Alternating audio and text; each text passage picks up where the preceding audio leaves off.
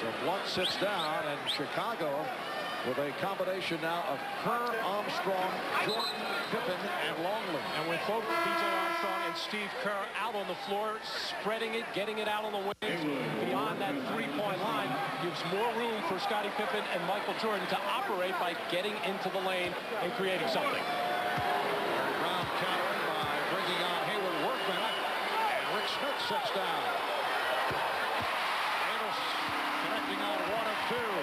Indiana leads 97-94. A minute 45 remaining in overtime.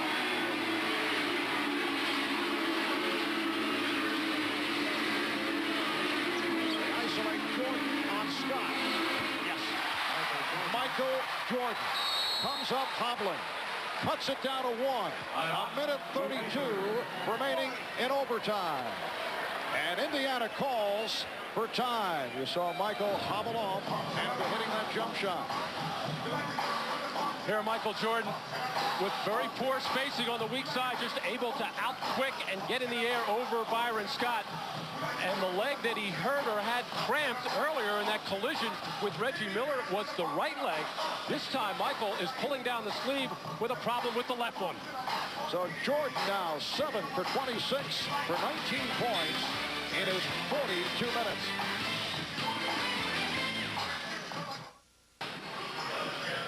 Reminder of the conclusion of this game, and we are in overtime, minute 32 to go. 1-point lead for Indiana. When we wrap it up, we'll send it back to Hannah Storm at our New York studios, and she will explain why Phil Simms has decided to remain in broadcasting. He has signed with NBC Sports rather than sign up as a member of the Cleveland Browns. So Hannah will fill us in on that. It's got to be a lot safer at NBC. In most cases. We're not quite certain about that. Byron Scott knocked away by Michael Jordan. Now both coaches going offense, defense. Rick Smits is back into the ball game right now, as is Corey Blunt, replacing Steve Kerr. Indiana 2 of 6 from the field in overtime. Here comes Reggie Miller. So Reggie Miller, who appeared to be through for the rest of the game, is limping his way back out of the court. Shot clock at 8. Mark Jackson. Providing the Pacers with a 3-point lead. A big gamble there by B.J. Armstrong. Really wasn't necessary. Took himself out of the play and left Mark Jackson wide open and played a solid game. Yes, 10 points and 10 assists for Jackson. And a foul is called. On Jackson for the Pacers there. 2 minutes on the Pacers. Their 4th team foul. The next foul for either club would put them over the limit. And Larry Brown wanted that foul to be committed. No free throws involved to get Reggie Miller out of the ballgame right now. He is just hobbling, unable to move at all at either end of the floor. It's one out of the pages of Mike Reardon. The early 70s giving the foul as instructed by Larry Brown. Here's Jordan. Lost it and then regained. Blocked with the driving hook. Rebound McKee. Indiana by 3. 40 seconds left in overtime.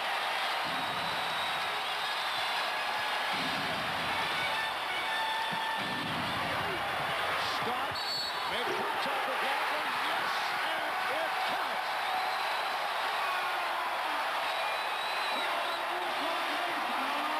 What a terrific play by Byron Scott, knowing his team needed a pick-me-up with Reggie Miller out of there. Just gave a little glance coming off that screen. Able to get inside Michael Jordan. Earlier, he got called for waving off with the left arm on a play like that. This time, he did initiate the contact, bumping into Luke Longley, but able to maintain some kind of composure and balance, not real good balance, to get that shot up and in.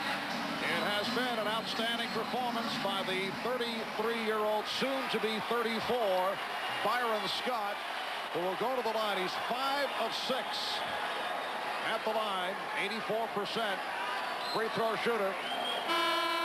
Larry Brown of the Pacers reacting to the move by the veteran veteran Byron Scott, who has 16 points. Well, the low post game of Rick Smits has been very quiet all afternoon, and the Pacers, tell you what a good basketball team are. They have other ways to do it. They've done it a lot on the perimeter, although maybe a little bit too much, but they also have some people that can get into the lane and make something happen. Indiana by 5, 29 seconds to go in overtime. Three-point play for Scott. And the Bulls will take a timeout. It's the Pacers 102, the Bulls 96. You're watching the NBA on NBC. Although he has hung in, I don't think Michael had an overtime in mind when he was thinking of making his return. He has now played 44 minutes. He has sat only 9 minutes. 19 points, 6 rebounds, 6 assists, 3 steals. Only 7 of 26 from the field. Well, Michael had the cramp earlier, then a little bit of a leg injury here. He has been the most resilient athlete, however, that I have ever seen. He'll be sore tomorrow, but he can bounce back. We apologize for the brief technical difficulty experience.